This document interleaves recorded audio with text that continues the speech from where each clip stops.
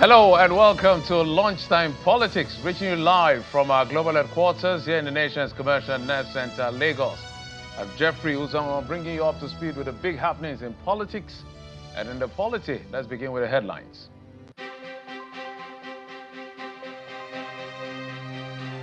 Borno State Governor Babagana Zulum calls for federal intervention over deteriorating security situation in parts of the state. Says Mate must not fall.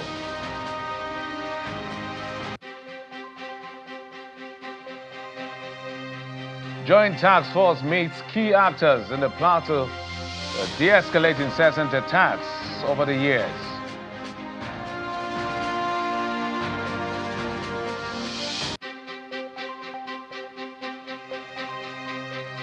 And the Socioeconomic Rights and Accountability Projects asked the Nigerian National Petroleum Company Limited to explain alleged disappearance of about 500 billion naira in federal revenue.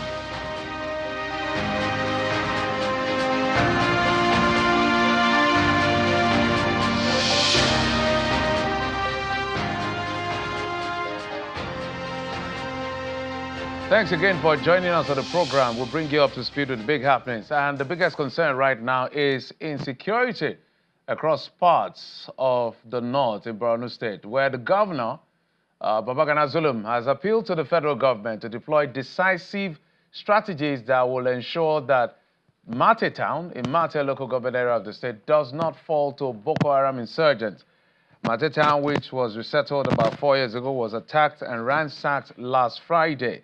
Governor Zulum, who undertook the tour to assess the challenges faced in Mate, said about 20,000 people left the town for Dikwa, and this huge number is a threat to as allowing the people to stay in camp may make most of the younger ones become vulnerable to recruitment by the insurgents. While addressing newsmen or journalists, the governor emphasized that his visit to Mate was to foster community and cooperation, as well as resilience and continuous support to security agencies.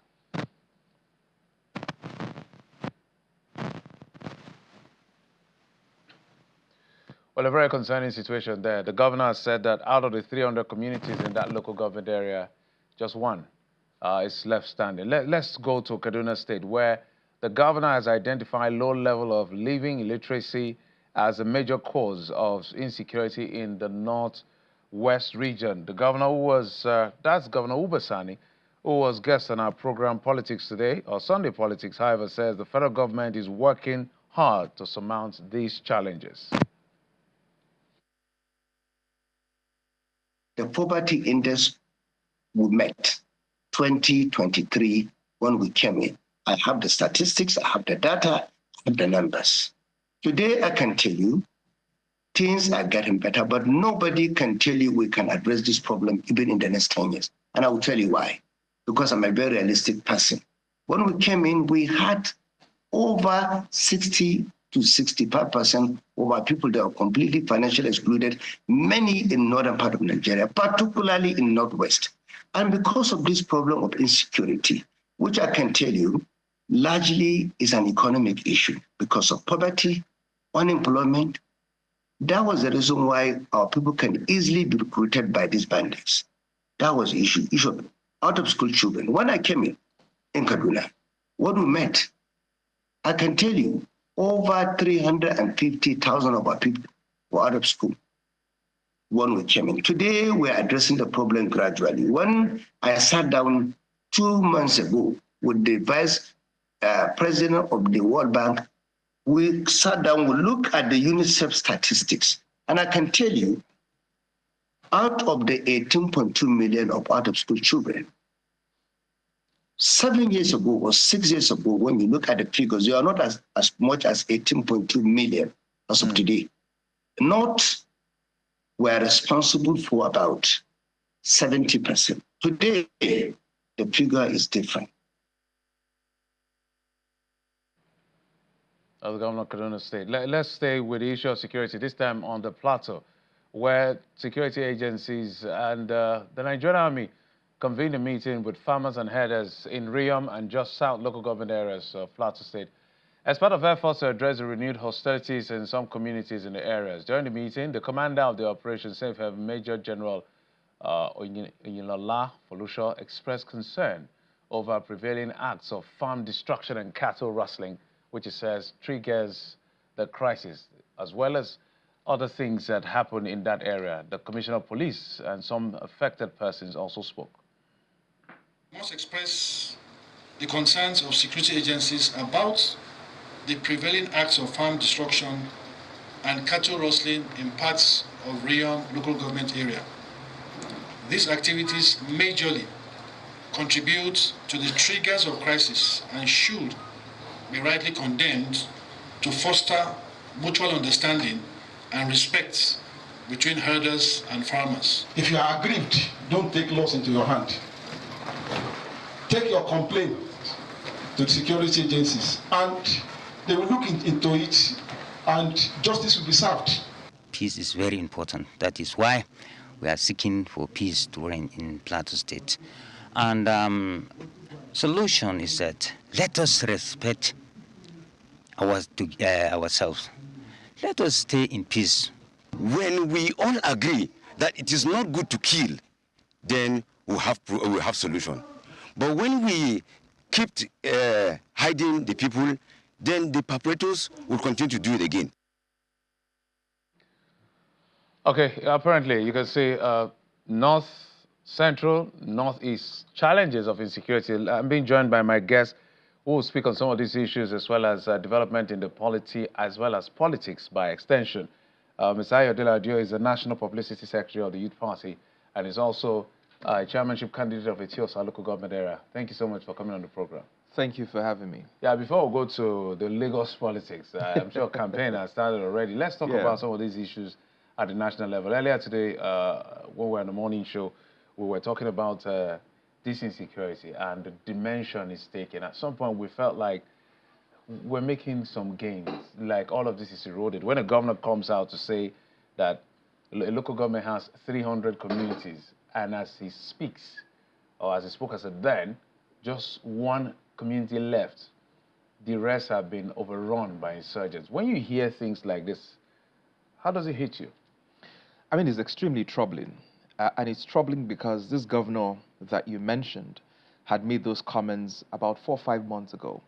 And he seemed to have been shut down by members of his own political party who felt at the time he was trying to sort of paint an ugly brush over the current administration's efforts in dealing with security. And like I would always argue, the moment you place the image or the reputation of administration above the dignity and lives of citizens, you have a situation where security agencies are likely to drop the ball and insecurity would worsen. And that has been the case because if you look at the time he first made that statement to where we are today, like you rightfully said, it's become increasingly troubling and increasingly worrying such that no one can deny as we speak today the scale of these attacks by these terrorists and the brazenness with which they even go after military installations, military checkpoints, even going after killing some of our soldiers. So it's a problematic situation that I believe requires all hands to be on deck. It's not just, I mean, the buck stops at the president's table, but it has to be a collective effort. The National Assembly has a critical role to play. State governors have to work in a concerted effort, a coordinated manner to nip this in the bud. Every political actor has to have his hands on deck to deal with this problem. At the moment, it still looks like we're pussyfooting and there's not enough political will being mustered. There's not that sense of urgency being generated by the current political elite to deal with this problem.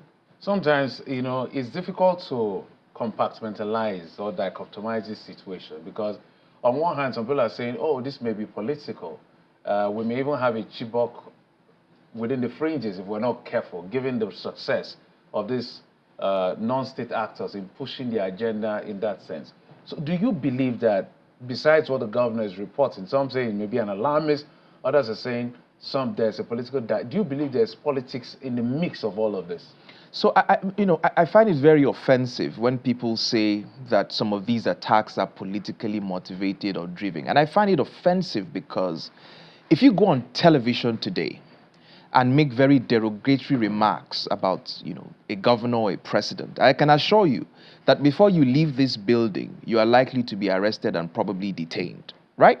So if you make the argument that it's because it's political and they want to discredit somebody's administration, you will expect the same kind of fervor and urgency with which some of them go after critics and people who criticize the administration with the same vigor and ferocity with which they do to tackle those so-called political sponsors of this insecurity. So the case is not about politics. Of course, politicians would always find avenues to milk it, but I do not appreciate the fact that people try to reduce this to political issues. You know the reason, just like as you alluded, the reason that point is quite important, which I want you to expatiate on. I remember, I think the governor of Imo State, yes, at some point I said that the killings as at then, yes, which hasn't stopped, just yes, reduced, the yes, killings as at then was politically motivated. In fact, as at the January of that year, he's going to mention names. Yes. Well, we are waiting till tomorrow. And there are no names. It's unfortunate that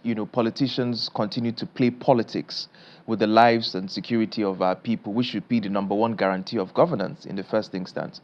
Geoffrey, let me say this. With profound respect, there is not enough political will to deal with this problem. And I say this because I've seen where governments across the world have mustered political will to tackle problems at this scale. A case study is El Salvador, which was the murder capital of the world, right? It was the murder capital of the world until Bukulele became president in 2019. And in 5 years, he's turned the country that's been the murder capital of the world to the safest country in the Western Hemisphere. How did he do that? He had the political will to tackle gang violence, and he went with it with all ferocity and dealt with the problem. Unfortunately, we seem to be playing lip service here in Nigeria. If I ask you a critical question, and I say to you, what has changed fundamentally in our security architecture in the last 10 years? Nothing. We've not been able to increase the amount of policemen that are policing vulnerable communities across the country. We have not increased the amount of equipment that these police stations in many of these vulnerable communities across this country have. We've not in any way improved or integrated the capacity of not just the military, but the police and other security agencies across many of these hotspot states across the country.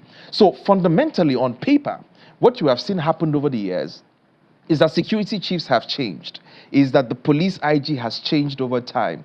But the strategy on ground, the ability to combat these insurgents or these marauding terrorists has not fundamentally changed. Because as I speak to you today, there are still hundreds, if not thousands of ungoverned spaces in this country. You have so many communities who do not have a police station, and those that even have a police station are just mere desks, cannot respond to any crime whatsoever.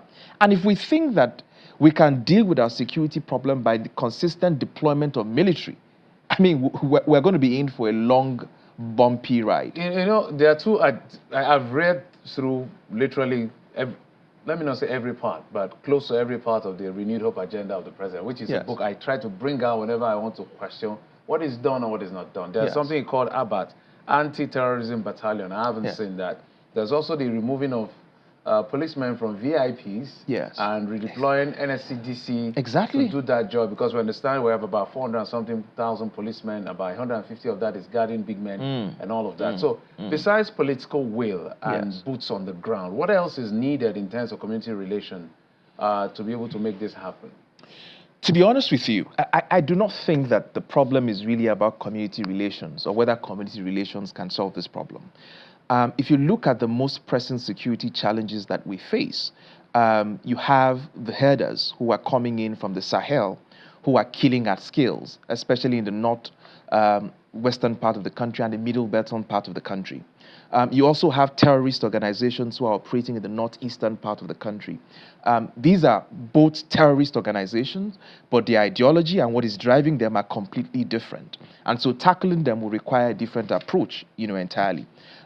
For the headers crisis, especially for headers who are coming in from outside this country, especially as articulated even by the Chief of Defense Staff, I think it's high time we make the bold decision to stop open grazing in this country. There is no need paying lip service to it. It cannot work. It cannot continue to work, especially in a situation where too many people are being killed as we speak today. There's technology, there are opportunities for cattle rearing using ranches that will provide better yield and productivity for people who choose that line of business. I mean, just go across the world, whether it's Brazil that did $12 billion in beef export last year, or it's Australia that did $14 billion. There are opportunities for people to make a ton of money, far more than they do today, with better ranching system. Should the government support that? 100%. The government should put billions in developing ranches for people who want to pivot and should midwife that process efficiently. But the idea that cattle can roam about from the Sahelian states into Nigeria with such impunity and then kill our people has to stop, right? And of course, another important factor is that we have to improve the socioeconomic well-being of the people in many of these hotbed states. There's a correlation. If you look at many of these troubled states and the rise of insecurity, you'll see that these are states with the highest human development index. They are the poorest states with the lowest opportunities for job creation, with people who in fact, the ladder is completely out. There's no way they're even climbing the social ladder. So poverty is pervasive. There's very little opportunities for many young people there. And the only opportunity that they see to earn a living is crime, right? So side by side, while you're dealing with the problem of insecurity, you have to improve the socioeconomic conditions that fuel the rise of terrorists and compels people for a life of crime. And I think ultimately, there also has to be a diplomatic solution to this. Nigeria is supposed to be the big brother, what you would likely call the behemoth in this region. We need to throw our weight around in the Sahelian states.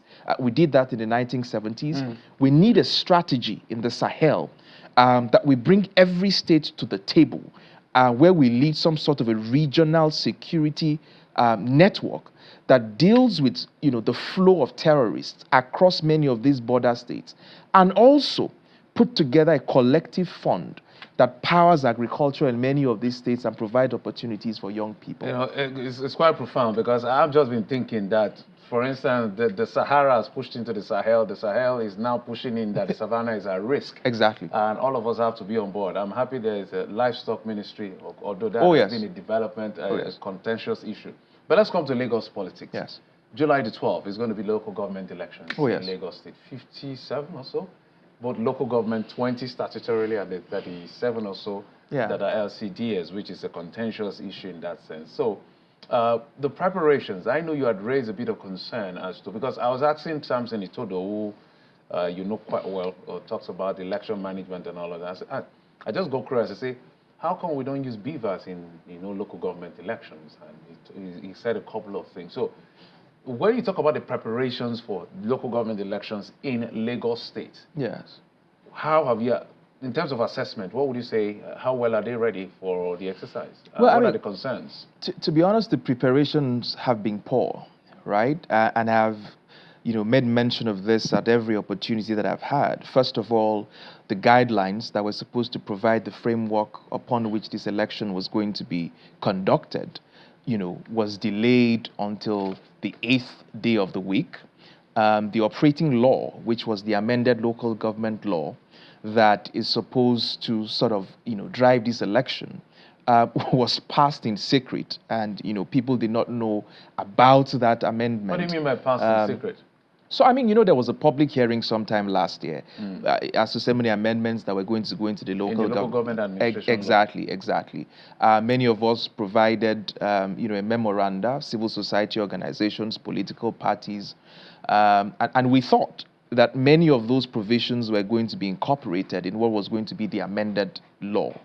And so we're waiting for the next steps. And little did we know that in the midst of the brouhaha that was happening at the Lagos State House of Assembly in the early part of this year in January, the law had been passed, right? And so it was a shock when IPAC, the umbrella body for political parties, had an engagement with LISEC everyone was shocked that the law had been passed in January, and no one had a copy of that law. Did you guys raise an objection? Of course, of course. What was this thing? What was the proposals that you thought should have been in the law or the new legislation that is not there? And what is the change that was captured that is inconveniencing you guys? I would say that two things. I mean, a lot. But let me speak to two things that I thought were paramount. And one of them was the fact that it was illegal to conduct elections into 37 LCDAs that were not recognized by law.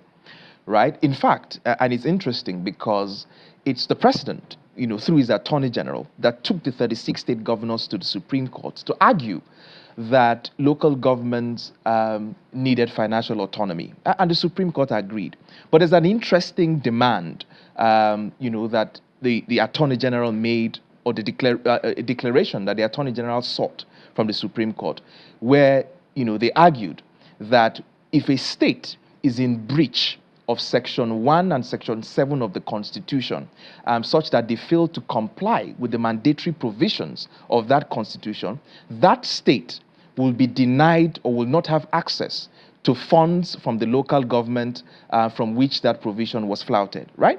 And if you look at the first schedule of the Constitution, it clearly states that there are 768 local governments with 6 area councils that make it 774 local governments. So by virtue of the Constitution, you have only 20 local governments in Lagos State.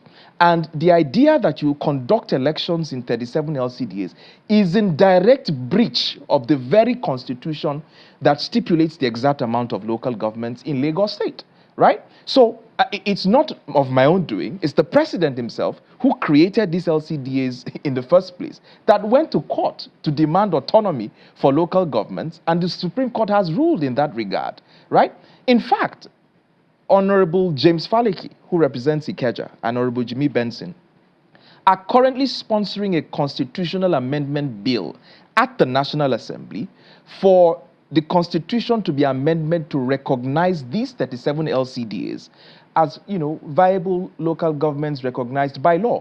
So that is also an admittance that those LCDAs are not recognized by law and elections will not be conducted into these offices. So those were one of the issues that during the public hearing we had presented before the Lagos State House of Assembly, not to create a law, amend the law, to allow elections to hold in those 37 LCDAs. The second, obviously, was that the State Electoral Commission lacks the powers to delineate polling units. It is only INEC that has the power to create registration areas across the country.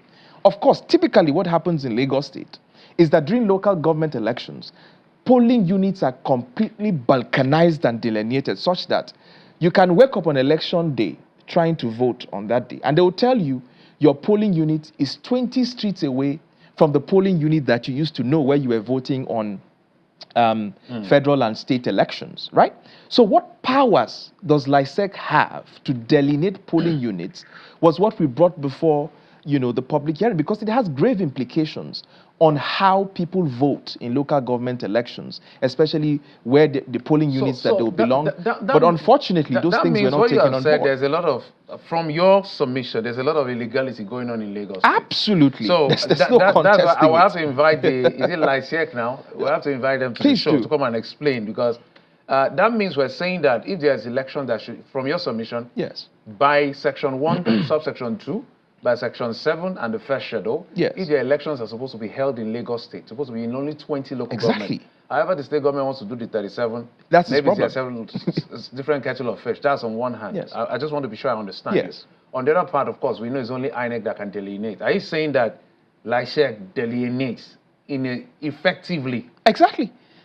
So what you know, for instance, that constitutes Ikeja local government as delineated, or the registration areas created by INEC, is not what is obtainable when you're running an election in Lagos State local government elections. It's completely delineated. I give you a typical example. Echiosa local government, where I'm running to be chairman, typically has 10 wards, which covers from Obalende down to Shongotedo. But according to LISEC, 5 of those wards have already been delineated to create Ikoyi Obalendi LCA, Victoria Island Iru. So what you're left with are about 4 or 5 wards that make up what is supposed to be a Chieftain local government area. So they delineate this ward, redistribute the polling units, and make a complete and absolute mess of it, which it is completely legal, and such should be challenged. And that's why we made those demands, especially at. So because this is a serious issue. It is. Literally, it is. By what you've submitted, if those are the facts, this is a constitutional issue. It is not a constitutional issue. It is settled by law. That means you are. What I mean constitutional issue, that means you're going against the constitution. Exactly. So are you in court? Have you filed a suit in court to challenge this? We have written a demand letter to LISEC to respond within 7 days, which will elapse sometime this week. On both the LCDA issue and the delineation issue. Okay. We've written to them on that. We're waiting for their response because we want them to publish that they're going to adhere to do.